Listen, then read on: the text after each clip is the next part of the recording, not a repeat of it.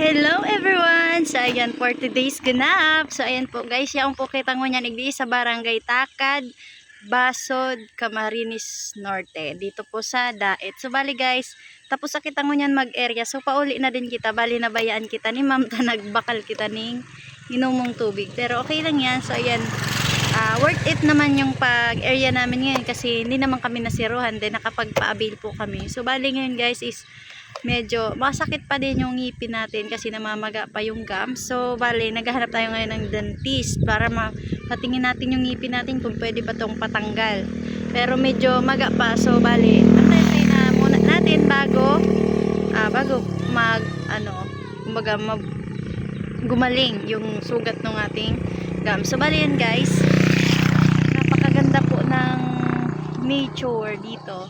So ayan guys, to po yun, dito po yun sa looban po ng Basod. So ayan guys, thank you pala po sa mga supporters ko, solid supporters, followers and viewers and reactors. Thank you po sa inyong lahat. So ayan guys, thank you for watching. Bye bye.